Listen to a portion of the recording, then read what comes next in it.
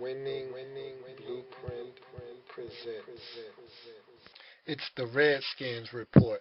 So it's everything Redskins and anything of the sort. That's right, there's nothing here to hide. Skins colors are so bold, man, I wear 'em with pride. So get this Skins Report.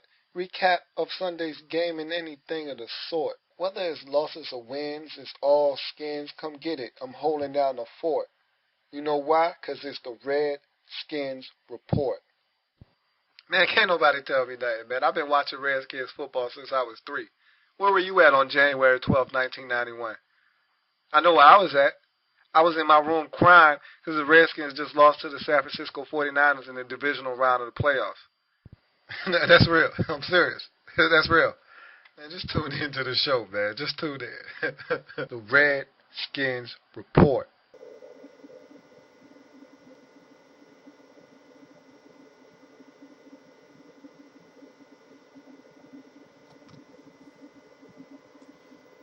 If you see me donning the black and gold, that means we took one on the chin. Hi, I'm your host, Lou. Thank you for joining me. This is the Redskins Report, Week 8, which means we're taking a look back at the Week 7 matchup between the Washington Redskins and the New York Giants. Tough one. That's a tough L to swallow, especially when you go out and you do a lot of things that put you in a position to win a ball game. Now, look, we did a lot of things that you can't do on the road and win, that you can't do in the NFL, period, and think you're going to come away with the victory. We did a lot of things in this game that, as a football team, you go into the game saying you can't do these things and think you're going to win. But all that aside, with under 2 minutes to go in the football game, we had the lead and a chance to come away with a victory on the road in a division against a team that we know if we want to get to the playoffs and want to make things happen, we're going to have to go through.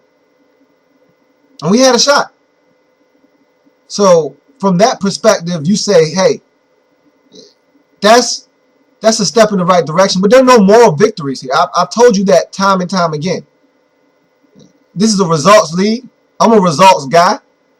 I don't take moral victories well. I don't deal with those. A lot of fans, oh, we went up against a tough Giants team and yeah, that's nice. That's cute.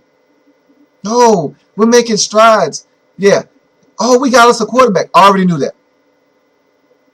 I know what I have in Robert Griffin III. What he does now doesn't surprise me anymore. He's special. I already realized that. There's no one or two or three ways about it. He's a special QB. We have ourselves a franchise quarterback in Washington, D.C. now. That's not an issue anymore. The issue is we have to go out and win ball games. The good teams win close ball games. You have to find a way to get it done in crunch time. Find a way to come, and that's the next step in our maturation process. It's finding a way to get it done when it's a close game. We're at the end, and we need to get a stop to win the football game. Because now we know we have what it takes on the offensive end to go down and get a score at the end to take us and put us ahead to win the football game. We have that quarterback. And that's always been my measuring stick for a quarterback. If I hand you the ball with 2 minutes left in a football game, can you go get me a score to tie it up or take the lead? Can you do your job to put your team in a position to win the football game? We have that guy on our team. His name's Robert Griffin III. Have no doubts about what he can do when it's crunch time. Now the next step is, can the defense go out and get a stop when it is necessary? And the answer to that question right now is emphatic no. But let's get into the ball game. Let's talk about what happened. Go through quarter by quarter in-depth analysis of what happened on Sunday as the Washington Redskins fell to the New York Giants 23-27. So we start out in the first quarter, and again, for the 5th consecutive week, Mike Shanahan made my day by starting off the game, winning the toss, and deferring to the second half. You know how I feel about that. I'm not going to talk about it much. Just say he deferred. I'm a happy man. So the next thing I jotted down was that we're a bad and I say this every week. I know I sound like a broken record at this point, but it always bears mentioning because It never seems to grow old. It never ceases to amaze me how bad we are at tackling, especially early in football games. As the game gets along, normally we get a little bit better, but always to start the game, we're a bad tackling team. Last week, Adrian Peterson got us for his longest run of the day. His 32-yard run was on the first possession on some bad tackling. This week, Ahmad Bradshaw comes out, gets a nice chunk of yards, probably one of his bigger gains of the day, on some bad tackling. And we have to tackle better. I can't state that enough. We don't tackle well as a football team. We just don't.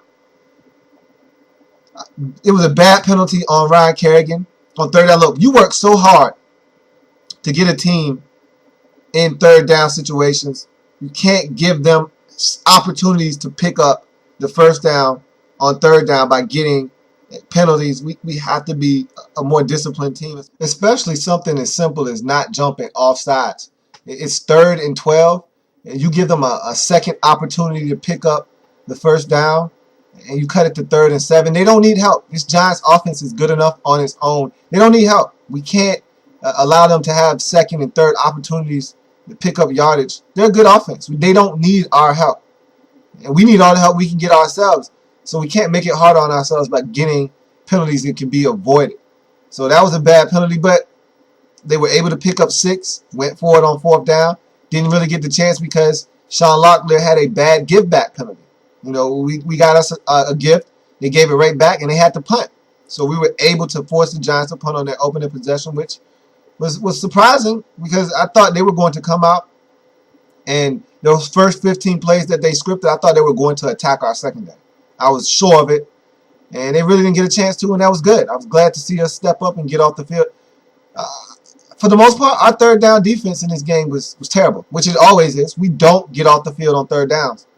And so this was good to get off the field on this. I thought it was going to be a day where maybe we start playing some good defense on third downs. What was I wrong? But we move on. We get the ball on offense, and I know that every time he catches the ball, every time he's in the game, I love Logan Paulson. I've said this so many times, and a lot of what he does goes unsung because he's not a guy that's going to put up gaudy numbers week in and week out. But when he's thrown the football, he catches it. After he catches it, he makes something happen with it. He's a sure-handed guy, and he blocks his tail off in the run game. Every time you ask Logan Paulson to do something, it gets done. It gets done correctly, and he goes about his business really human-like. I just love Logan Paulson. Can't state that enough. The penalty on Fred Davis on the illegal motion, the illegal shift, that one hurt. That one hurt because what you did was you traded 7 for 3. Instead of us getting 7 on that drive, we got 3. And again, the Giants can score points. We can too, but you can't afford to take points off of the scoreboard. We got to be more disciplined. Something as simple as a procedure penalty should not happen and take points off of the scoreboard, especially when you're on the road. I already said you can't afford to make mistakes like that one, and that one really hurt us. We lost the game by 4 points. We traded a 7 for a 3, which is a 4-point difference. Not saying that it was the end-all be-all is the reason why we lost the football game, but things like that, you add them up at the end of the game. Those are reasons why you lose at the end. So that was a bad penalty. And just looking at that play, I continue to say this each and every week. Josh Morgan has the best hands on a football team. It's not a question. We have to get him the football more. I don't understand where the disconnect there is and why he's not getting more involved in this offense. It was nice to see him in the triple option, even though you want to see Banks back there, but I think they don't like to put him back there every single week. They like to give defenses a different wrinkle, something else to think about. We'll see Banks back in that triple option probably next week or in 2 weeks or so. That's what they've been doing. That's been what this coaching staff has done over the first 7 weeks of the season, is switch it up. Every week you get something different. You get a new wrinkle from this offense. And the new wrinkle this week was no Banks in the triple option, but that person in the back of that triple option was Joshua Morgan. And then, you got a little flavor with the reverse to Aldrick Robinson, which I want to see him touch the ball more, but we'll get to that later on in the football game. So that kind of hurt. That penalty definitely hurt. It took what would have been a touchdown off a board, and that was a beautiful play, very well executed.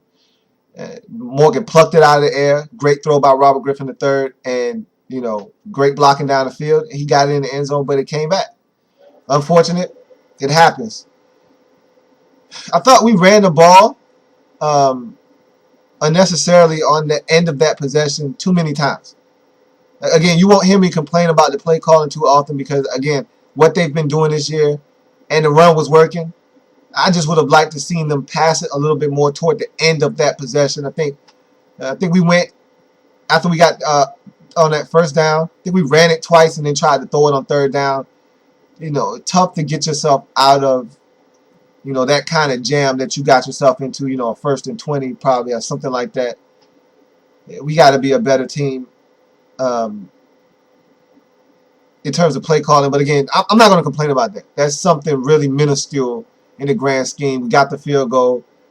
So, again, it's tough to swallow when you had 7 on that possession. But you got the field goal, so you move on.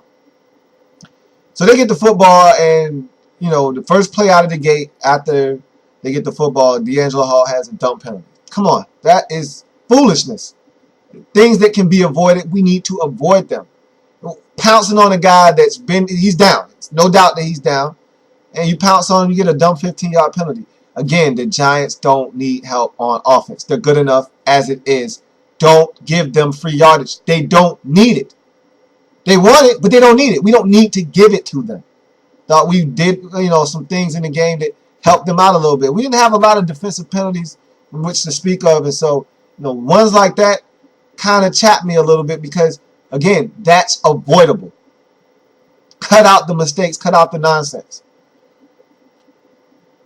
I told you from the get-go, and I'm talking about before we even set foot on the field, I'm talking about even in the preseason, I don't want Madu Williams as my starting safety. I told you that. He's a journeyman safety for a reason.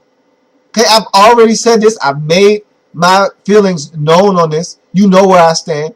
I don't want Madu Williams starting for me. He's fine as a backup rotational guy, someone that can come in relief. If you get down to a couple injuries, he's someone that can come into the game and spell you. He's a veteran. He knows his way around the league. That's fine. But he's been on about 4 or 5 teams in a 9-year career for a reason. He doesn't stick because he's not very good, not someone you can trust on a week-in, week-out basis. So, you know where I stand with this guy. I don't want him starting for me. Early in the game, we give up a pass to Martellus Bennett on a third down. And again, our third down defense was very shoddy today. We don't get off the field on third downs well. And it's reasons like this is why. Third down in about 9 or 7. And we kept the Giants in third and long constantly in this game and kept giving it up. But, another third and long situation. They throw a corner route to Martellus Bennett. I thought the underneath coverage was perfect. You take away anything underneath. He's supposed to be over the top. Of course, he's late as always. He gets there, and a simple swipe at the ball and Martellus Bennett's arm will be sufficed in this situation. That's the incomplete pass. Instead, he goes with that sorry shoulder that he always goes with. And of course, he does not dislodge the ball away from Martellus Bennett, who comes down, makes a great catch. They get a first down. A simple swipe at the football would have been sufficient in this situation. Swipe down on the arm, with the combination of at the football, that ball comes out. It was a fingertip catch. Anything that has to do with his arm and the ball is coming out. Instead, he wants to go with the shoulder. Bad technique. And that's what you get out of Madu Williams. That's what you're going to get. A guy that's going to arrive at the scene late, and then when he gets there, he's not going to make anything happen. That was a sign of things to come. So we move on, and London Fletcher allowed, and look, you can't complain about what London Fletcher does on many occasions, but this was one time where he got out in the flats, and I'm a guy that, if I don't care what you do, don't allow guys to get to the outside. You have help inside. The sideline is your friend, but not on every instance. That was an instance that I would have much rather had London Fletcher over pursue the play. make Ahmad Bradshaw fully stop and have to cut back inside. You got guys coming, from all different angles from the inside.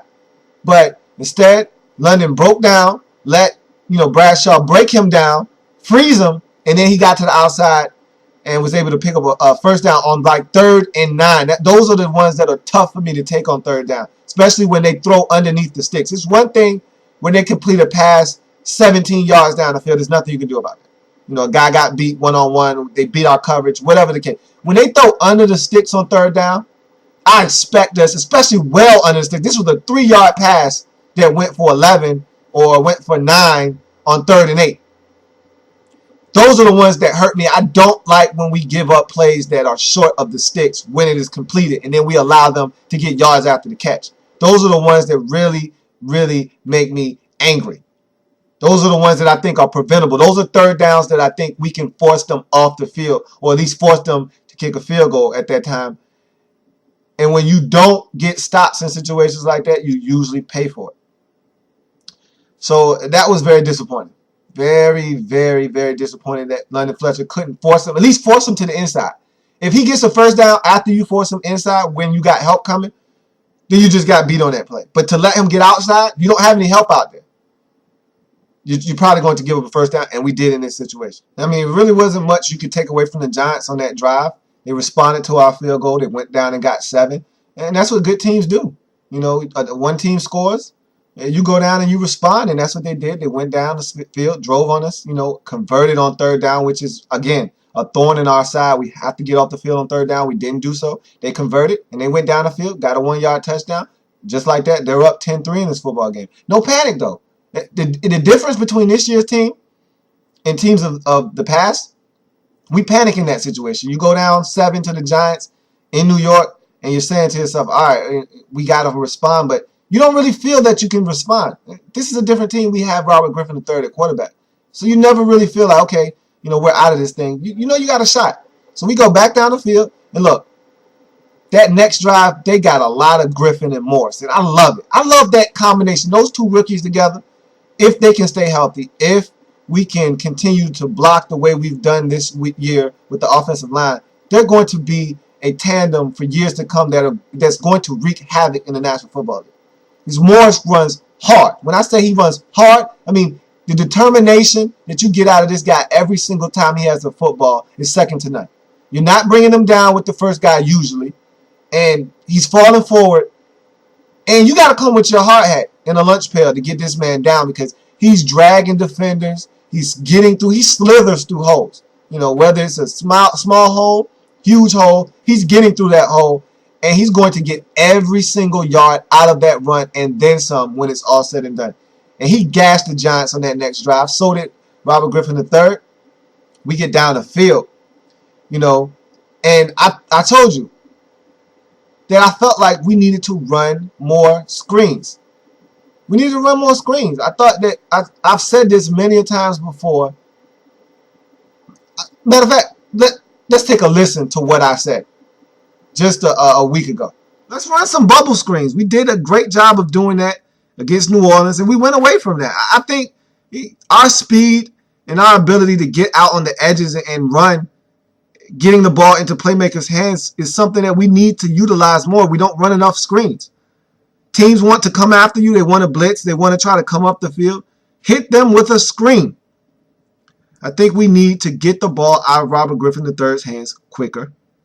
Allow him to make more plays in the passing game. Get the ball to his playmakers. We have playmakers. I love Josh Morgan. I love Pierre Garçon. I love Aldrick Robinson. Let's get them the football more often. Let's see what they can do when they get the ball in their hands. So I said that. I meant it. And look, I got my wish. We run a screen. And look, we have to be more consistent with this. The good teams get cheap ones. A wide receiver screen, a simple screen to the back out of the backfield. Those are cheap plays that can go for big gains. Why not? Why not? I feel like we should be able to. I don't think we're a good screen team. But I like when we do wide receiver screens. I think we do a great job of blocking it. And this play was blocked as well as it can be blocked. I've never seen a wide receiver screen blocked as well as this one. Santana Moss was not touched at all. No one laid a fingernail on Santana Moss. This was gorgeous, you know. And so we need to see more elements like this. We saw it in the first game of the season against the Saints. Really haven't seen it since. I want to see more receiver screens. I always ask for running back screens, but we suck at those. As you saw later on in the football game, we're not a good screen team. We don't run screens well. But wide receiver screens are a little different, and I think we do a better job of blocking those than we do, you know, the back out of the backfield, you know, delay, hold on, all right, pop out, throw the screen, get some blockers out in front, and let's make something happen. We're not good at that. And it's hard to really pinpoint why we're not good. I've come up with a few theories, but we're not good at that. I think it's a combination of both. The linemen don't get out in front to block because our linemen aren't as athletic as you want on a screen. And our backs aren't as patient. And we just don't do a good job of masking screens either. We're not a good screen team. It's all those things add up to us not being a great screen team. But I think we can run the wide receiver screen. And we did it. Flawless execution, touchdown. Beautiful, beautiful, thing of beauty. So we give the Giants back the football after getting ourselves on the board with our first touchdown of the day, tie the game up at 10. And they drive right back down the field. And this was what I was afraid of. I was afraid that we're going to get into a shootout with the Giants because our defense isn't very good. We came into the game ranked dead last, 32nd in pass defense. And I told you I was fine with that. If we're going to, you know, be bad at pass defense, I'm fine with that as long as you're getting turnovers. You continue to get turnovers and you continue to stop teams in the red zone, I'm fine with that. You can get as many yards as you like as long as you're, preventing them from getting in the end zone on a drive-in, drive-out basis. And you're getting turnovers because you're not going to get teams off of the field on third down. We're not good at that. You're not going to stop teams from getting chunks of yardage because that's not what we do. We're not getting sacks. We're not getting pressure on the quarterback. So they're going to have time to find, their open receivers. They're going to have time to survey through their reads and find the open receiver and make a play. So you have to get turnovers and you have to bend but don't break in the red zone and force them to kick field goals. And early in this football game, we were able to do that. Giants had to kick a field goal, on one of their earlier possessions. On this possession, they drove down the field. They had opportunities. Eli missed Victor Cruz wide open in the end zone. It happens. Again, we needed every break we can get. That was a break we got early in the football game. Good. They have to kick a field goal. Fine. You did your job. So we get the ball back, and great running by us. Again, we dominated running the football in this game. In the first half especially, we really dominated on the ground. That's something that I said coming into this game when I talked about it in the preview that I thought we could do. I watched, Sunday Night Football 3 weeks ago. I watched the Eagles dominate the Giants on the ground with the cutback run game. And I said, why can't we do that? We cut back. We can run the football on this Giants team.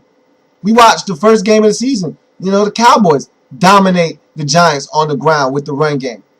I've watched every single Giants game this season, and I know they can be ran on. Their defense isn't the best. They're dealing with injuries on their defense as well.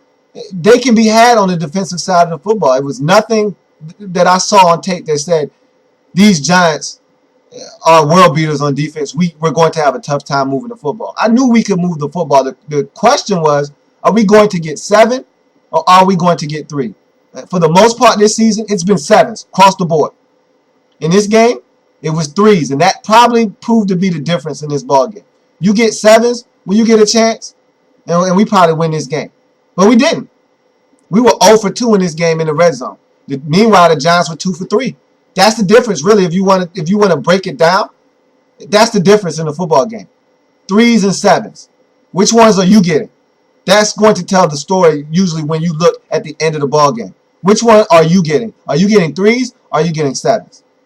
Normally, the reason why we've been scoring 29 points a game this season is because we were getting 7s. We got 3s today.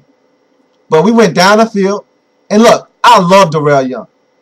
Tell you this all the time. I want to get Darrell Young the football more. But 2 straight runs to Darrell Young, I don't know how I feel about that.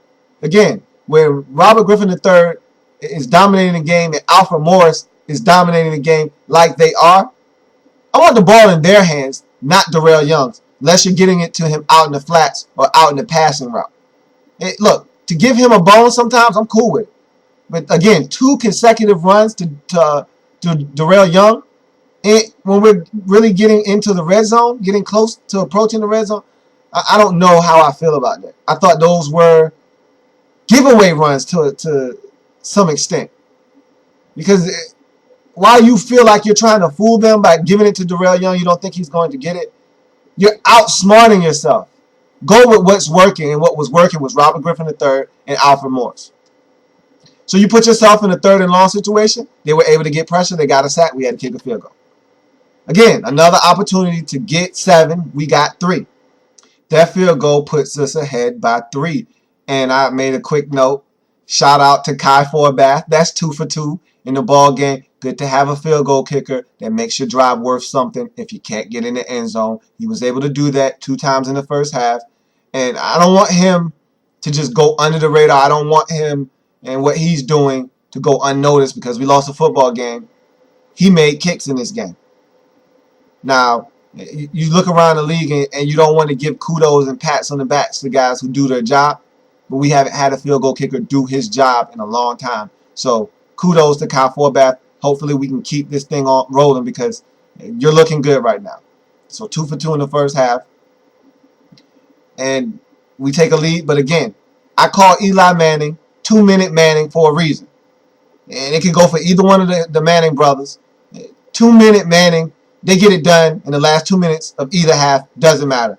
And so I knew they were going to get something. I was just trying to limit them to 3, basically. Because I said, 2-minute Manning is going to get the football and do something with it.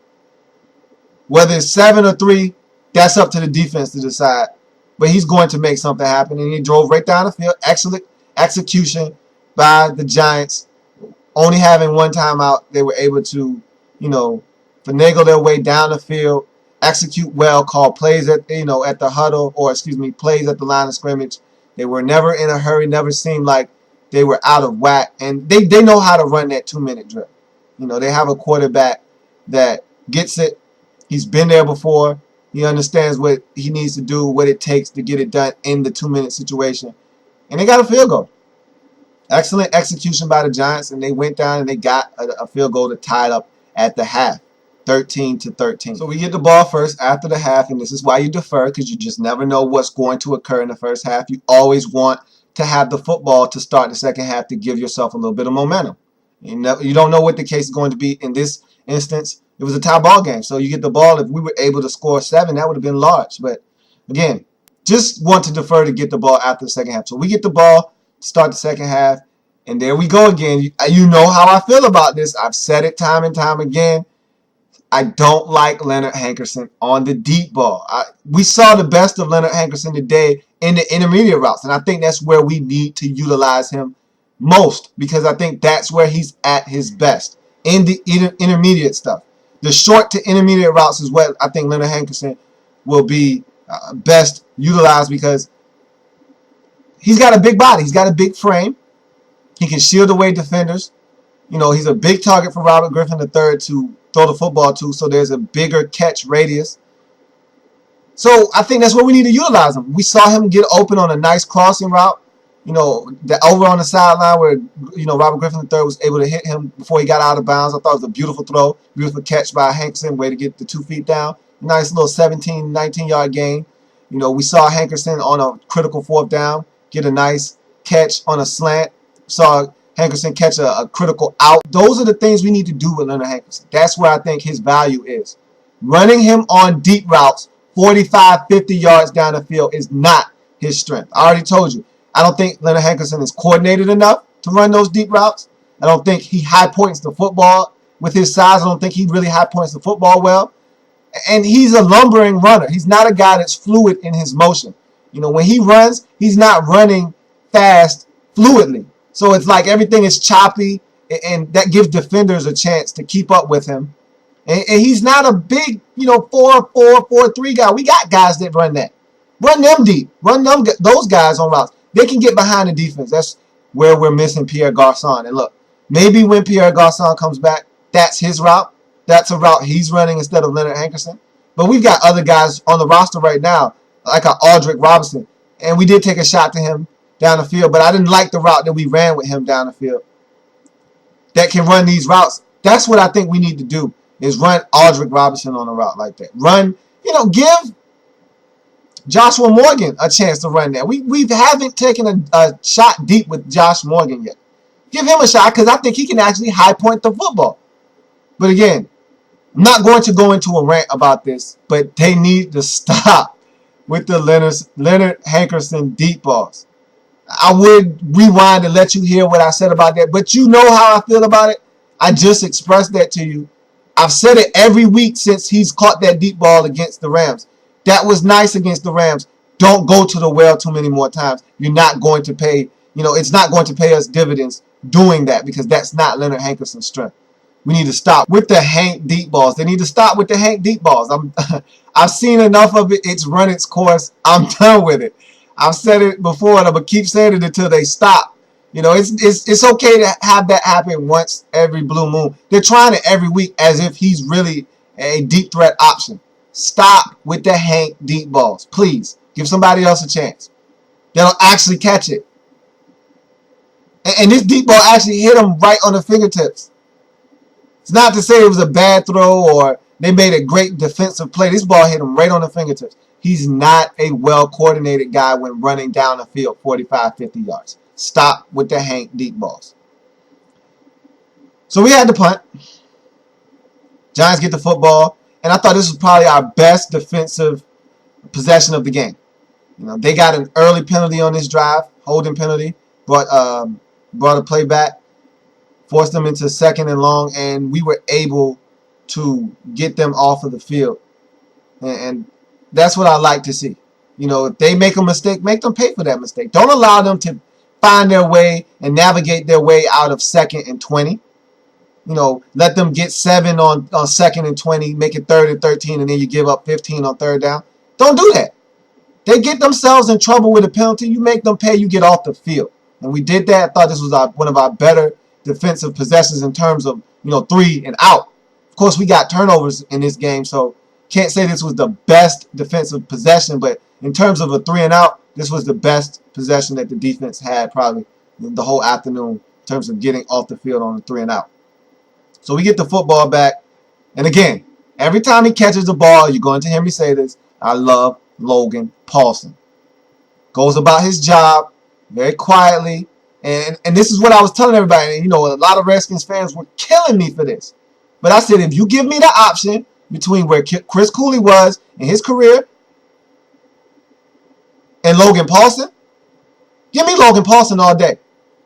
Because he's a better blocker.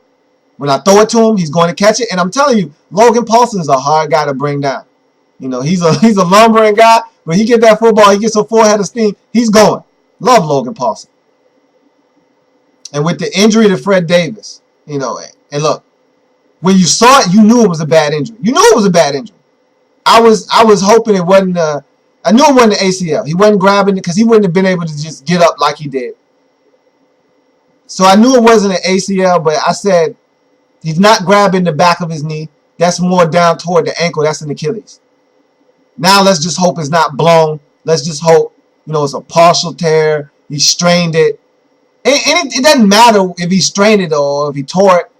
Any Achilles injury, ask Troy Polamalu. Ask LaRon Landry.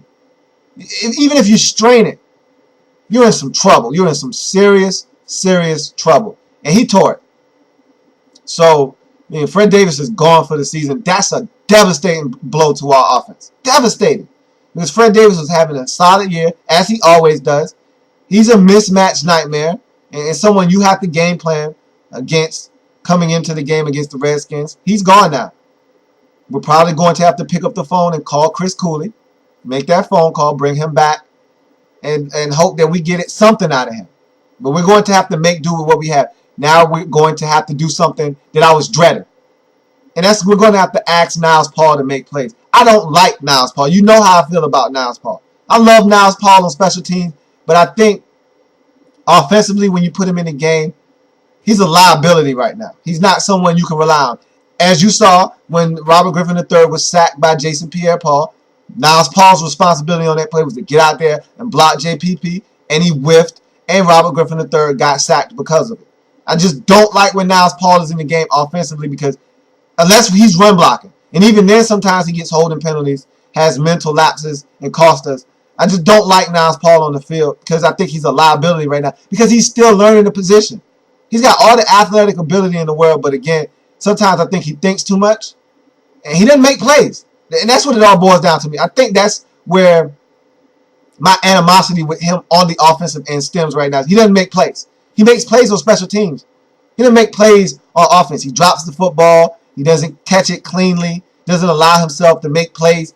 He's holding. He's having penalties. I don't have time for that. Okay, I know he's making a position change, and so that's why I cut him some slack sometimes. But he doesn't make plays, and a lot of times I find that he's a liability on the field when he's on offense.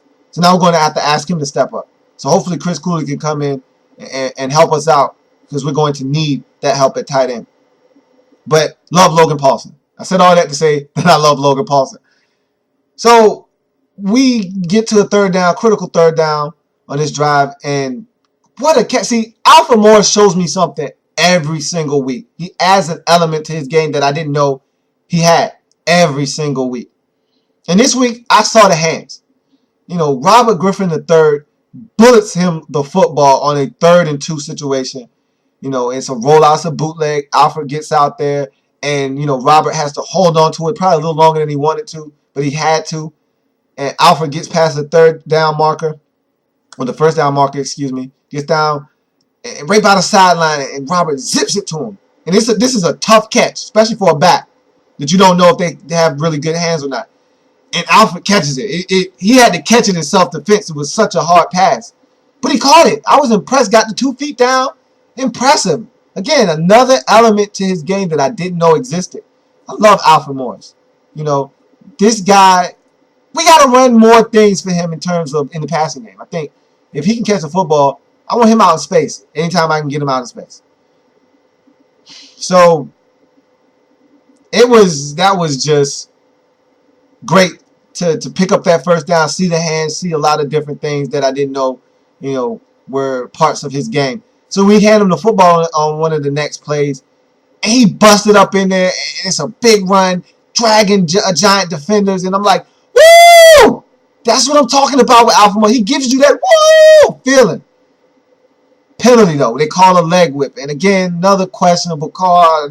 It was a leg whip, but I don't know to be more mad at the officials for actually throwing that flag or to be mad at the culprit on the play, which, if I'm not mistaken, was Tyler Columbus.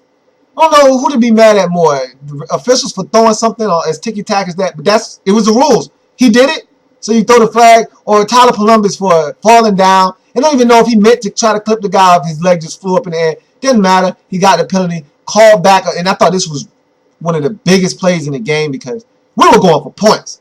I mean, that Alfred Morris run got us probably inside the Giants' 20-yard line. And instead of being inside the Giants' 20-yard line in the red zone, 1st and 10, we go back. And that's a 15-yard penalty, that leg whip is. That's not a 10-yard variety. That's not a 5-yard variety. That's a 15-yard monster. So that not only backs us up 15, but it takes the momentum that we were building, all the rhythm that we had on that drive, it takes it out of play. So now we have to start all over. And what do you know? What happens on the next play? Alfred Morris, his first fumble of his career. It was bound to happen. He hadn't fumbled yet, and I praised him last week. So I guess I take a little bit of responsibility for that fumble because I really praised him a week ago for not fumbling. That first hit against the Vikings last week where the ball was dislodged and came all the way up under his shoulder. Don't know how he was able to hold on to it and not fumble. Well, he fumbled this week. You know, their defensive tackle made an excellent play, and he just put his paws right on the football, knocked it right out with really nothing Alfred Morris could do about it. It was just a well-timed play by that defensive player for the Giants, and they forced a fumble. And so that turnover there, it seemed like it just opened up the floodgates. First turnover of the game for either team, and it got ugly from that point on. So the Giants get the football, and at this point, I'm saying to myself, okay, defense, show me what you're made of. Haven't gotten a turnover to this point in the game. We're a team that gets turnovers this year. Because if you're going to give it up in the passing game, you're going to give up yardage, you're going to give up points, you have to do your job and get turnovers. That's your job this year. You're not going to stop teams because, look, we give up 320 passing yards plus 320 every game. Every time our defense sets foot on a football field this season, they've given up over 320 yards passing on the game. So there's no doubt in my mind we're going to give it up in the air. We're going to give up over 300 yards passing. But your job is not to worry about limiting teams to less than 300 yards passing because you're not going to do it. We're not good enough on that side of the football in the secondary to stop teams from getting over 300 yards passing. Your job is to get turnovers. You should go into the game turnovers. Get turnovers because you could play good football for 3 quarters and then you probably will have a horrendous 4th quarter. That's just the way it's going for this defense this season. You're not going to stop teams from racking up yards. We're not good enough. But we can have the great equalizer. That's the turnover. So I said, okay. In past years, that turnover would turn into points for the Giants. It would snowball, and we would probably lose the game going away. But I said, I want to see what this defense is made of. I want to see what this team is made of. So when you give it up, you have to get it back. I call it get back. And I thought it was great get back by the Redskins defense. We gave it up with the Alfred Morris fumble, but we had great get back with the pick by Josh Wilson. And this was in our territory. This was deep in Redskins territory. He caught that pick at about the 8-yard line or so. So they were going for points. Took points off the scoreboard, gave the ball back to the offense. No harm done on the Alfred Morris fumble. So that was good get back by the Redskins defense. Proud of them for stepping up when it needed to happen at that time in the football game. Now, we weren't privy to the information that this thing was about to get ugly. We were about to really turn the football because we've gotten spoiled as Redskins fans this year. And it's good to be spoiled. That's the way you're supposed to be. If you're not spoiled as a fan of any team, then your team is not doing their job very well. You know, as a Patriots fan, you're spoiled that you know Tom Brady can go down the field and make it happen with less than 2 minutes. If you're a Giants fan, you're spoiled because 2-minute Manning is going to get it done late in the ball game. You know, whether it's 2 minutes before the half or 2 minutes, you know, to end the game, he's going to get it done. You're spoiled in that sense. That's a good thing. And as Redskins fans, we don't have much to be spoiled about, but we've been spoiled this year that we don't turn the football over often. We're not a team that beats ourselves by turning the football over. Well, we did that today. And so that was disappointing because the one thing that we could hang our hat on and say, hey, we don't beat ourselves. You know, you may beat us because we're not that good of a football team yet, but we're not going to beat ourselves. We're not going to help you beat us. Well, we did that today. So I thought Tom Brennan did a great job calling the game in place of Joe Buck. And I thought he had the perfect, you know, quote for that time of the game. He said, you know, after we got that pick, game on. That's the way I was feeling. Game on, fellas. Hell yeah. Hell yeah. Way to get that turnover. We're in this game. We're not going away. That's how I felt after that turnover. So we get the football and, you know, us being spoiled, I'm like, they're not getting another turnover in this game. So they had an opportunity to get us. They didn't do it. Now they got to pay. So we go down the field as we've done all day long, you know, and we got cute. I love when we get cute. You know, we ran a little end around to Aldrick Robinson on like a 3rd and 2. Oh, that was gorgeous. I love when we get the ball to Aldrick Robinson. He's an athlete. We need to get the ball to him more. I shouldn't have to beg for us to get the ball to Aldrick Robinson. He's an athlete. Athletes need to be on the field making athletic plays. That was an athletic play being made by an athlete. We need to get him to touch the football more. So we ran a little end around. He got a nice chunk out of it. It was gorgeous. I just loved the way it looked. He looked fluid out there running it. Oh, I love it. Okay. So we're moving the football. I'm like, we're going for points. And I want 7 this time. I don't want another 3. I want 7 this time. And then probably his worst throw of his career to this point. Robert Griffin III makes his worst throw. Right to the safety, Stevie Brown, who picks it off. And it wasn't even close. It was a disconnect between him and Paulson. He said later on that, you know, Paulson stopped on the route, but he shouldn't have thrown it. That's why if you watched, he double pumps it. Because he's thinking about throwing it, then he sees, I probably don't have it. Now he's thinking, all right, I might be able to get it in there now. And he should have just tucked it. And he knows it, and he said it. But again, that was his worst throw as a professional, to my, you know, in my opinion, to this point. But again, it happens. It's going to happen. He's a rookie. Things happen. So again, we were driving. That one hurt because I felt like that took points off the board. We were going for points. And the Giants got a nice, solid return out of this one. So that one stung. That one stung for a little bit. But again, we're a persistent team. And we're resilient too. And that's the thing I'm starting to really like about this team. They're endearing themselves to me because each team has their own thing. They make their own mark. And this team is starting to make their mark as a team that's going to be resilient because we have a quarterback that can get it done. You're not resilient unless you have a special player that can bring you back. And it's a team effort because if the defense doesn't force turnovers in this game, if they just allow the Giants to go down the field and score, then this isn't even a close ball game. So you have to get contributions from everyone, and I thought we did that. But they go down the field after that turn. You can't keep turning the football over and think you're not going to pay. That's not how it works in the National Football League. So we turn it over. They get a good return off of it. They made us pay this time. They take the ball down the field, and Ahmad Bradshaw gets in the end zone on a 1-yard touchdown run. I want to talk about that touchdown run for a second. I'll back up a little bit.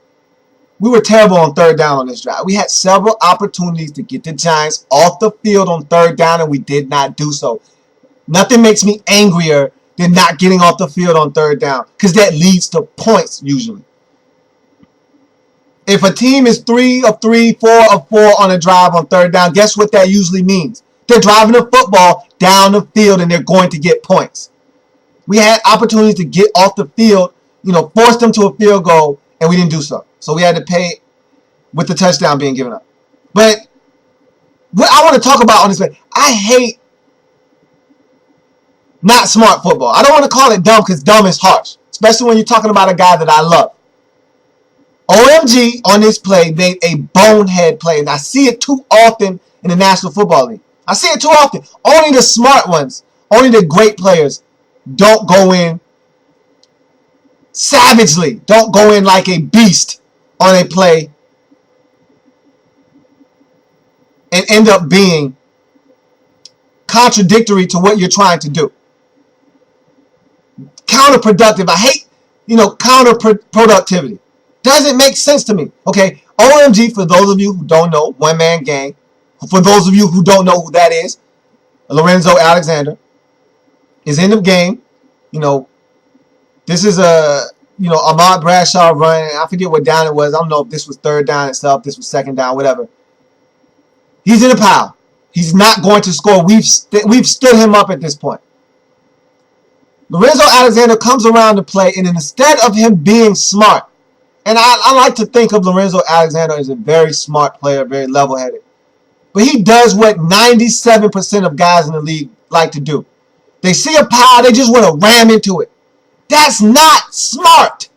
Why knock a guy forward, which is where he's trying to go? Why not go under control? Because he was only a yard away from this play. It's not like he was coming off the pace and he just wanted to get into action. You're right there. Go from behind and pull him back. Don't push him forward into the end zone. Pull him back. He was already stood up. He wasn't going forward. Pull him back. No, Lorenzo Alexander goes charging into the pile like a raging bull, knocks Ahmad Bradshaw forward, which allows him to stretch the football out across the goal line, touchdown. Not smart. Be smart. To me, nothing makes me, more disgruntled than not smart football. Gotta be smarter than that. Don't run. I see a few players in the league. It's not many that do. Patrick Willis is one guy that's smart. He sees a pile, he sees a back. He's going to go grab the waist of that back or the legs. He's going to pull him. You're coming backwards. You're not going forward. I'm not going to knock you 4 yards forward. Why? What's the sense in that? You got a guy, pushing forward, trying to get a first down. He's a yard short, and here comes some idiot from 6 yards off the pace, pushing the pile forward. He's supposed to be helping his teammates. Instead, he comes rumbling into the pack, knocks everybody 3 yards forward, and then get the first down. How often do you see that? A lot, right? That's what happened in this instant. It cost us a touchdown. So we move on. And I continue to note that we made a concerted effort in this football game to get the ball to Darrell Young. I don't have a problem with that, except when it doesn't make sense. And I thought early in the football game, those 2 consecutive runs by Darrell Young really kind of stunted our drive. We went from having rhythm to two-yard gains to put us in 3rd and long, and we didn't pick it up. It has to make sense within the confines of the offense and what we're doing in the flow of that drive. But I like the way we got him the football. We got it to him on shovel passes, option reads, and gave it to him. But I like to see my Darrell Young utilized out in the flats, where he can make guys miss and make things happen. He had a nice run in this game, a nice little chunk where we handed it to him on a quick handoff. Boom, he was able to get off, tackle on the left side, and boom, he picked up a nice chunk. So, I love when we get the ball to Darrell Young, but make sure it makes sense when we do it. So I talked about the Niles Paul blunder early on, and it happened at this point in the game. JPP threw us for about a nice, 8 to 10 yard loss on the sack. Niles Paul was supposed to come across the formation, block Jason Pierre-Paul. He didn't do his job. He didn't do it, and he didn't get over there in time enough. And again, I don't know if it was more so his fault or he's just too fast. Jason Pierre-Paul is an athlete. He's a freakishly athletic guy, so he might have just got up the field too fast for Niles Paul. Either way, I don't make excuses for anyone. Do your job. He didn't do it. Cost us a sack. That really could have killed that drive. But again, I talk about the perseverance of this team. I love it. You're staring 2nd and 22 in the face. What do? You don't panic. You get 5 on the next play, cut it to 3rd and 17. You get 15 on 3rd down. And at this point, Mike Shanahan is saying, hey, look, I'm going for it. And I like it. Troy Aikman was against the call. Bump Troy Aikman. I love the aggressive call. When Mike Shanahan is aggressive, we're a better football team because of it. When Mike Shanahan is sitting on his hands and not, taking the fight to the other team, allowing them to get away with us punting the football in situations where I think we can pick it up. Mike Shanahan has always been an aggressive play caller, always been aggressive in 4th down situations. Be aggressive. Be who you are. And he was aggressive on this drive, went for it in a situation that maybe some coaches wouldn't have. But they're not Mike Shanahan. Go for it. And I loved it. Even if we didn't pick it up, I was for the call when he called it. And picking it up made it make even more sense. But as soon as we didn't pick it up and we was 2 yards short, I was yelling, go for it. Go for it, Mike. Go for it. And to hear him, Troy Aikman say, oh, they're staying on the field, I was like, thank you. And that's what I'm talking about, this perseverance of this team. So we go for it on 4th down. Leonard Hankerson, boom. On the out pass, 1st down. That's what I'm talking about. That's where Leonard Hankerson, I think, has his greatest value in the short to intermediate routes, where he can use his body to have separation from the defender and make a catch. I like, he runs the out, gets the 1st down, keep the sticks moving, and we find ourselves in another 4th down situation. Go to Hankerson again on a slant, picks it up, 1st down. I love that. I love the aggressive nature of this team. So now you're feeling like we just picked up 2 4th downs on this possession. You got to get something out of it, whether it's a field goal, a touchdown, something. And then another situation where, Robert probably should have handed that football off. Probably should have handed that ball off. He kept it. He fumbled. They got to him quickly, and it happens. Again, when you're running this option look, ball handling comes at a premium. It has to be crisp. It has to be clean. Has to be on the same page. Quarterback has to know what he's doing. And sometimes everything doesn't go flawlessly, and you'll have turnovers when you're dealing with the option because you're pulling the ball in, you're pulling it out, and sometimes you don't get a chance to reset. Once you pull it out and there's a defender there, you don't get to put it away. You don't get to secure the football. That's what happened to Robert. He probably should have let it go. Should have let Alfred take that through the hole. He pulled it out. As soon as he did, Jason Pierre-Paul was there. Sack, fumble. It happens. Again, it's going to happen, but on the road against a team like the Giants, a divisional opponent, family business is being conducted. You can't go on the road and turn it over. You can't turn it over at home, but especially on the road when conducting family business. You're not the better team in this football game. So you can't turn the football over. And that's what we did. 4 times. Uncharacteristic of this Redskins football team. We don't turn the football over. We came into this game with 5 total turnovers. We don't turn it over. We don't do it. And to turn it over 4 times in one game, tough pill to swallow. However, we gave it up, and as I said earlier, it's nothing like some old-fashioned good get back. And what did we do first play after the turnover? We got some get back. You know, Rob Jackson has shown us that he has some hands on him. He has a set of hands on him that can make plays. Because honestly, truth be told, I don't know if Brian Orakpo makes this play. Because I've seen the ball hit Brian Orakpo in his hands and him drop it. It happened in the Saints game.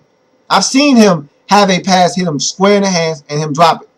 You know, Eli didn't, toss up a soft duck to him. This was a nice little bullet on a slant that Rob Jackson fell right into the zone. And Eli, for some reason, did not see him. And Rob fell right in. Give me that. Picked it off, and we got the get back that we needed. Because at that time in the game, we're talking about less than 5 minutes left in the football game. The Giants pick up 3 or 4 first downs. This game's over. And again, I don't understand from a play calling perspective what they were thinking there coming out and not running the football. Ahmad Bradshaw was mad. He was fuming, fussing at coaches and players. And he was telling them, get me the football. And for good reason. Even though we were stopping them, because that's what we do. We stop the run. They should have ran the football. And they came out throwing, and it bit them in the butt. It bit them in the tuchus. Rob Jackson picks it off, and we got some get back. We got the football back to our offense. So now I'm like, okay, make them pay. We got the ball back essentially where we gave it to them. Now go get 7. Pick up where we left off at. Go get 7. Wasn't meant to be. Really didn't like the play calling on that set of downs. But look, again, you're not going to hear me complain too much about the play calling. It is what it is. We got a field goal. Good to know you can't get 7. You can get the next best thing, 3. Kai Forbath, 3 of 3 in this game. Good job. So we cut the lead to 20-16. Now you need a stop from your defense. You don't get a stop, you don't get a chance to win. Now we need a stop from our defense. Now you need to stop. It's nothing else to talk about. You don't get a stop, you don't get a chance. And look, I've said this a million times. I'm going to continue to say it because this is how coaches feel. This is how the players feel. And if you're a fan, this is how you should feel. Give me a chance to win the game in the 4th quarter. Give me a chance. I just want a chance. That's it. Not asking for much. Just give me a chance. I just want one shot. I don't get it done, fine. But give me a chance. Give me one chance. And that's what the defense did. They got the stop that they needed. It was a struggle because we gave up a first down or 2, and I'm like, see, this is what I'm talking about. 3rd down defense is going to come back to haunt us. We can't get off the field on 3rd down. They almost picked it up again. Luckily enough for us, we stopped Hakeem Nicks short of the first down by 1 yard. They had to punt the football because in that situation, you don't want to give the Redskins back the football, going for it on 4th down, not getting it, give us a short field, and we score and we win the football game. Tom Coughlin would never hear the end of it from the New York media. So you punt the football. I mean, that was the right decision. We hadn't did much of anything in the second half, but turn the football over and kick field goals. So why not punt the football and let your defense play? Why not? So we get the football, and our screen game is terrible. We talked about this earlier in the program. I've talked about it every single week probably since the season started. I like wide receiver screens for us, but anytime we try to run, I don't care if it's Evan Royster, Alfred Moore, it doesn't matter. One thing about us is we're not coordinated on the screens. The thing about a screen is everything has to be in sync. Everything has to be in unison. You have to not allow the rush to get to your quarterback, too quickly so that it allows the screen to develop. You have to sell the fact that it's a regular pass play so guys don't start to go out towards where the screen is going to be, ran. Then you need them thinking it's really a pass and they want to come up the field. You want to allow that rush up the field. You want your blockers to get out there and actually go block someone. You want your running back to catch it have the patience to allow the blocks to develop, and then when it's there, hit the hole. We don't do all of these things on any given play. Something always breaks down. And we ran a screen, and again, it didn't work. And this is what I'm talking about. Our screen game is horrendous. We don't get cheap, free, easy yards on screens like everyone else does. I don't know why that is, but we just don't. So we find ourselves in basically the ball game, 4th and 10. Giants get a stop here, the game's over. Because we've used timeouts on defense to get the football back. So, we're basically at the point now where after this play is going to be the 2-minute warning. So you don't pick this up with 1 timeout left, you can't really stop the clock. Even if you get a stop, Giants running 3 times, you call your 1 timeout, you're getting the ball back with less than a minute to go in the football game. No timeouts. And you're probably going to be deep in your own territory. And you need a touchdown. At this point, looking really, really bleak for a victory if you don't pick up 4th and 10. But we got a playmaker on the field. It's plays like this that make that decision against the Rams, and not to go back and hop over things that already happened, but it's plays like this on this 4th and 10 that make it hard to swallow and hard to understand why we put Billy Cundiff on the field for a 60-whatever yard field goal against the Rams. It's plays like this one right here that make you say, you put Robert Griffin III on the field, I don't care what the circumstances. He's a playmaker. He's special. If you don't already know that, if you didn't realize it before this game, you're blind. But if you needed reassurance, if you needed to be reminded and reassured that he is special, look no further than this drive itself. 4th and 10. Game on the line. Have to have it. JPP, Jason Pierre-Paul, the man that told Robert Griffin III, early in the week, don't come to my side. Don't bring it my way. Don't come to my side. I'm telling you right now, don't bring it to my side. Well, he brought it to your side. And what did he do? Juked you out of your shoes. Used his speed to outrun you. Then ran a circle around you. And then fired a dart to Logan Paulson, who was wide open because Robert Griffin III was able to extend the play and make things happen. I mean, just a thing of beauty. I love his ability to extend the play. Sometimes I think he needs to do that more instead of just, sitting in the pocket or just tucking it in around. And I like when he tucks it in around. I'm not going to ask him to be indecisive and take shots when he doesn't need to. But against the Saints, thought that's when he did his best ad-lib in that first game of the season. I want to see more of that. Allow guys to work down the field, because nothing makes a defense more susceptible to giving up chunks of yardage than having to cover someone for 6-7 seconds at a time. You can't do it. You can't ask a D-back to cover a man for an extended period of time and think someone's not going to uncover and give you a target to throw the football to. And so that was Robert Griffin III at his best on that 4th and 10 play. So we pick up the first down, and not too far after that, he just makes a gorgeous throw. And look, right after that, the Giants said, okay, we sat back in zone, it didn't work. Now we're going to play man-to-man. We're going to come after you, we're going to play man-to-man. Okay, Robert said, okay, that's fine. He just took it outside, ran for about a good 25 yards, got out of bounds. That's the thing I love about this guy. You can't blitz him. He's unflappable, first of all. But you can't blitz him. You can't play man-to-man in a situation and come after him. Because if you don't hit home, he's going to break contain. And once he gets outside, you show me someone that's going to catch him from behind. You're going to have an angle on him and run him out of bounds. So he was able to gash him for another 25 after that. Now we're in scoring position. Now we're in striking distance. What does he do? Put a beautiful ball up to Santana Moss. One-on-one coverage. Santana Moss beats his man. And I think we need to play Tanner more. The Tanner man is alive and well, and we need to play him more. He's making plays out there. In that slot, I don't think there's many guys that can cover him in the slot. I just don't. He's quick. He's shifty. He's still got the speed and some left in the tank to make things happen. Gets behind the J-Ron Hosley, the Giants rookie. Makes him pay. Touchdown. I mean, you can't throw a better ball than Robert Griffin III through there. Santana Moss did a great job of tracking it in the air, locating it, and making a play on it. Touchdown. We're up, and at that point, I'm going nuts. I'm going nuts because I've said it time and time again, and I always say it, And I talk about quarterbacks all around the league. Show me what you're made of with less than 2 minutes to go in the fourth quarter. I think that's where you really get a true feel for what a quarterback is. You can do all you want to do in the first, 3 quarters and, stockpile all the numbers you want. But when your team needs you the most, when your coach looks you in the eye and says, here's the football, I need a play. Go win me the game. It's 1 minute and 47 seconds left. You got no timeouts. You got 1 timeout. You got to go 77 yards. You got to go 86 yards. Can you take that football from your coach and say, I got you, coach? Can you take your team, put them on your shoulders, put them on your back, take them down the field and go get points?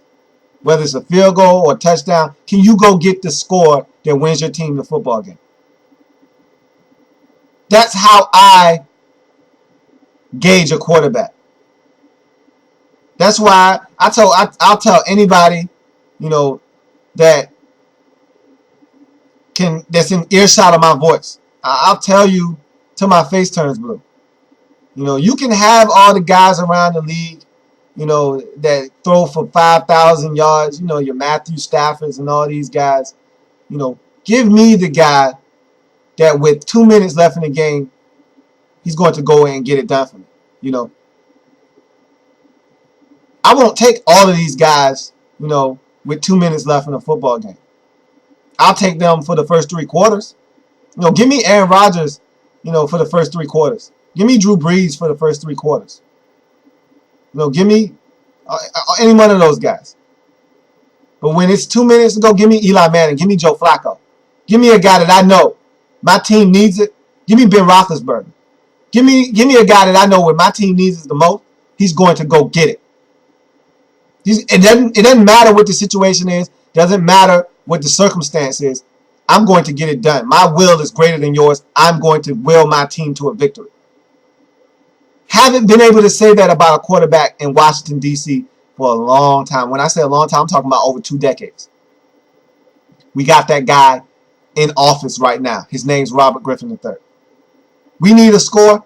I have no doubt in my mind we're going to go get it. He has not let me down yet. Not one time in this season. There has not been a situation at the end of the football game where we've handed him the football and said, go make a play for us, and we've watched the ball hit the ground on 4th and whatever, and the game was over. And the team got to take knees in a victory formation. Haven't had that happen once. There has not been a time where we've handed him the ball at the end of a game and seen a Jason Campbell or Rex Grossman end of the game pick and we lose. Or a Rex Grossman fumble with Anthony Spencer chasing you from behind and stripping you and fumbling and game's over. We haven't seen that from Robert Griffin III. And we're not going to because that's not in his DNA. He's a winner. That's what he does. He gets it done when team needs him the most. And so what did he do? Take us down the field, get us the score to put us ahead, the go-ahead score, what we thought was going to be enough to win this game. Now all the defense has to do is play. Look, and this is what my thinking was. Okay, defense, you're not very good. This is a situation where you probably give it up. My whole thing is, Deion Sanders says this all the time. And I think this is the truest words I've ever heard spoken in terms of, late game situations. Nothing cheap, nothing deep. Nothing cheap, nothing deep. You want something, earn it. If Eli Manning wants to go out and make Super Bowl throws, to throw to Mario Manningham or to throw to David Tyree, if he wants to make special plays, fine. You have to work for those.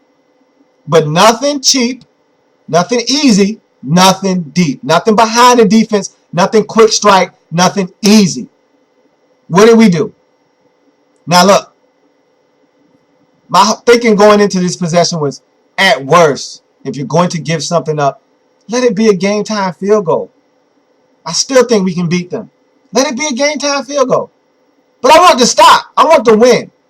Robert has done enough to win this football game. We've had all these turnovers. Probably don't deserve to win. But we're in a position to win the football game now. Let's win it. And before you could even really enjoy fully what Robert Griffin III has just done, our defense has already given it up.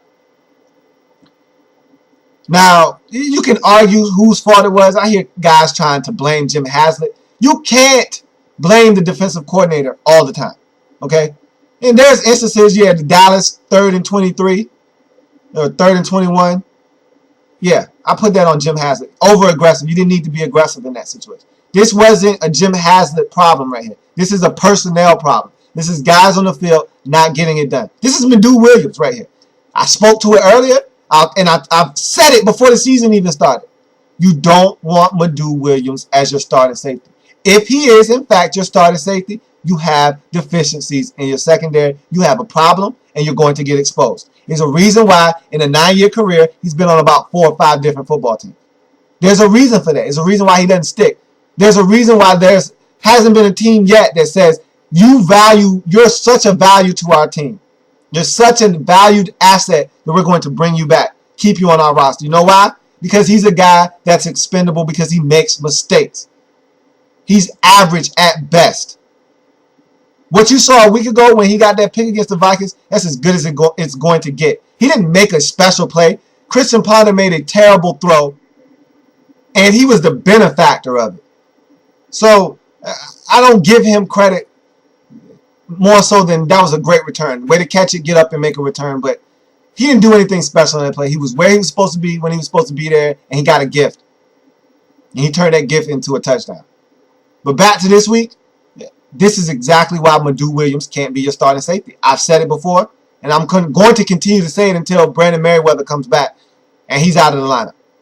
Give me Reed Dowdy every time, because you know why? You can say what you want about Reed Dowdy, but he's going to be where he's supposed to be when he's supposed to be there. Now, will he make a play? That's debatable, because athletically, he's challenged.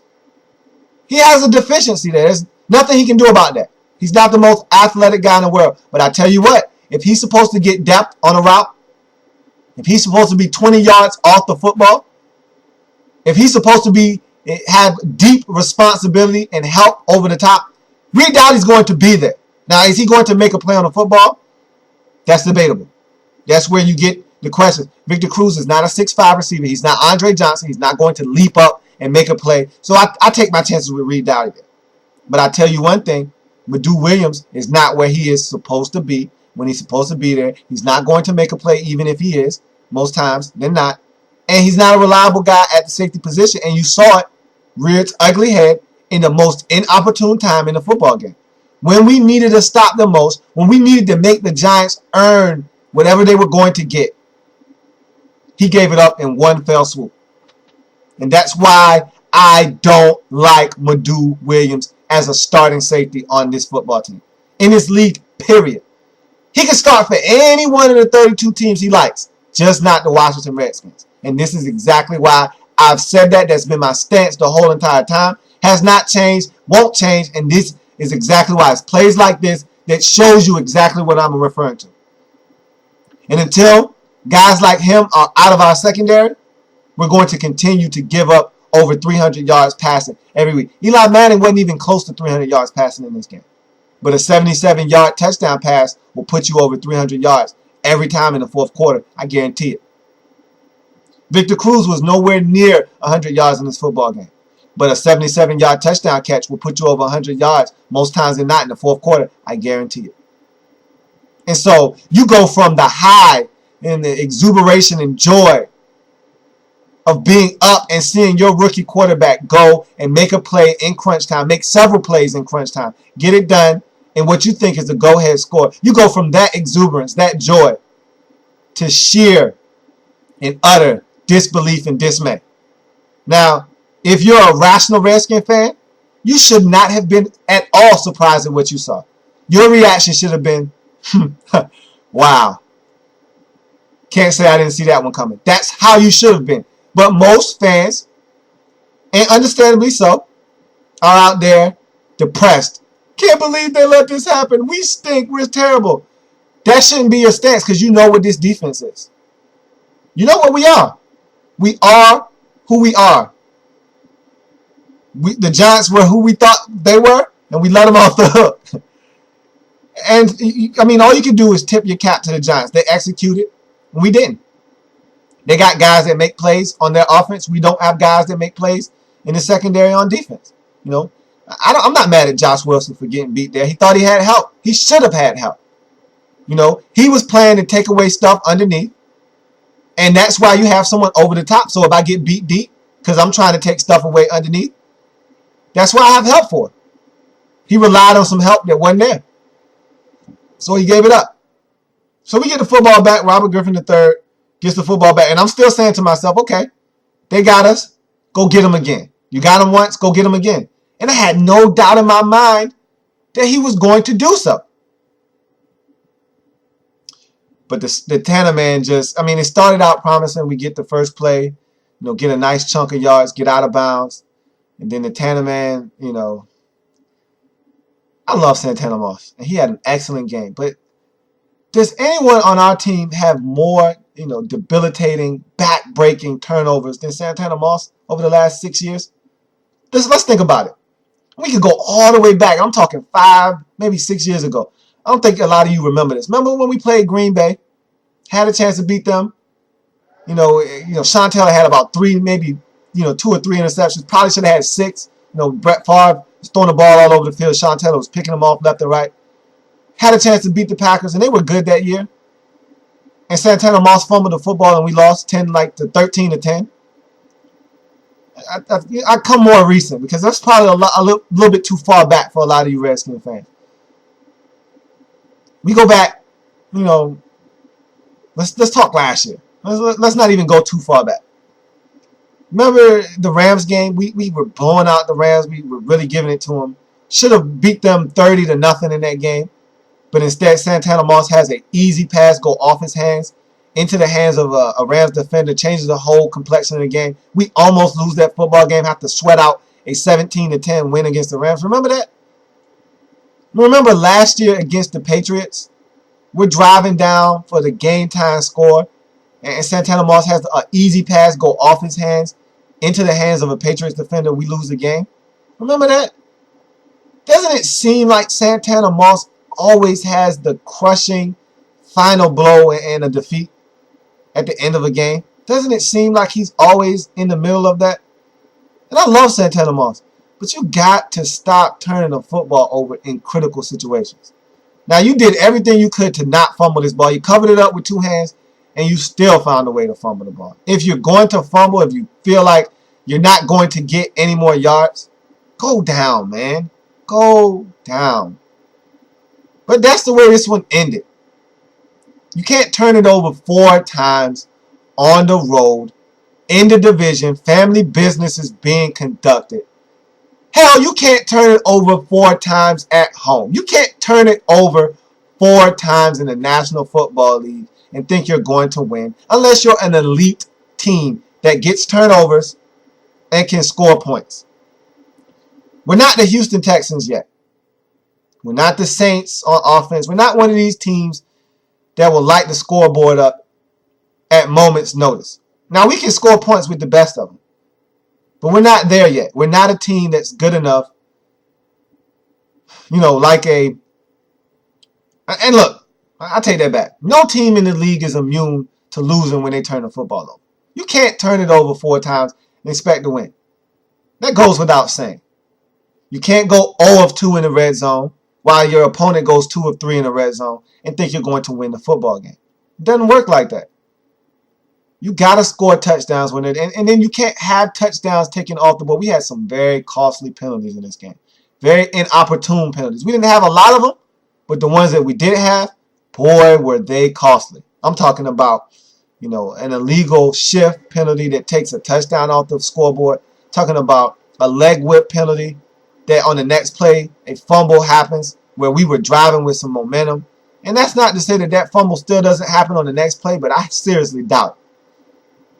I just can't have the mistakes and the mental lapses and concentration that we had today and think that you're going to win football games. It's just not going to work that way. We're not a good enough football team to have it go that way. What this game said to me, though, is that we're slowly coming along in our process. This is a process. For those of you who think this thing is going to happen overnight, you got another thing coming. This is a process. And over time, we're going to acquire the skills necessary to be a team that year in, year out is competing for an NFC East divisional crown and going to the playoffs. We're going to be a triple P at some point. Again, for those of you who don't know what that means, a triple P means a perennial playoff participant. We're going to be one of those here shortly. But this year, I'm here to tell you, and I'm bursting a lot of bubbles. If you haven't already popped your own bubble, let me burst it for you. We're not a playoff team this year. If we make it this year, good for us.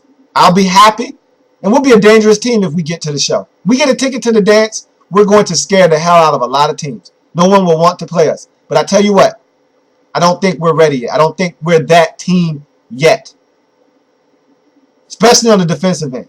You can't take the shoddy defense that we play to the playoffs and think you're going to get away with it. You can get away with it during the course of a 16-game season because the teams that you're playing against week in and week out aren't all good. When you get to the playoffs, everyone's good. So you can't show up with some 27th ranked defense and think that you're going to be okay unless you're scoring points and forcing turnovers, which we do, which would make us dangerous. But again, it's a marathon, not a sprint. And in this marathon, I just don't think we're equipped right now with the tools necessary on the defensive end to get it done and win football games consistently enough to get us to the postseason. So you can't do the things that we did in this game and think you're going to get away with it and win the football game. And another thing that's starting to scare me, injuries are starting to mount. You know, it's only so many catastrophic injuries that you can overcome before they start to build up to the point where it starts to affect the product and the play on the field. Fred Davis is gone now. We don't know the extent of the London Fletcher injury. Let's just hope that that's a strain of the hamstring, something mild that he can, get treatment on and be ready to play, extend that consecutive game streak next week against the Steelers on the road. We got another tough one. It doesn't get any easier for us. Steelers on the road. Got to find a way to not allow this thing to get out of control. But the injuries are starting to mount. We don't know the extent of that London Fletcher injury. You're without the services of a Rakpo for the rest of the season. Without, Adam Carricker for the rest of the season. Now Fred Davis is gone for the season. These are all key players, key cogs in this machine that we know as the Redskins. We can't afford for many more injuries to occur, especially at these positions where guys have been playing really solid football for us and they're going down with injuries. And we're not being afforded, 2-3 week injuries where guys are straining, a hamstring or, getting a high ankle sprain. We're getting guys, lost for the season. So this is starting to become a problem that was on the rear view mirror. Now it's starting to come to the forefront. So now it's something that we have to look out for. And again, the schedule's not getting any easier.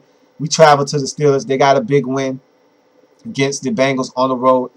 And it's never easy to go to Heinz Field and get a win. And I said we've done a great job of not allowing our record to dip below, one game under 500. This is a big one for us because if we drop to 3-5 on the season, this thing could go south in a hurry on us. We need to find a way to scratch and claw and get one from the Steelers and get this thing back to 500. You don't want to fall too far away from your target, which is, I said we're at 8-18. You start getting far away from that 500 mark, you're going to find it that much harder to climb back to 500. So we'll talk about the Steelers later on in the preview for the Steelers game on the Redskins Report. That's going to do it for me. I thank you for joining me. This was going to take a couple of days to get over. Go ahead and lament this loss. It's the 48-hour rule. So you got 2 days to kind of, drown in your sorrows a bit. Talk about what could have been if we would have did this. You can play the if game if you like. I don't like to do that, but you can play the if game if you like. Clean up this mess. Tie up a few loose ends.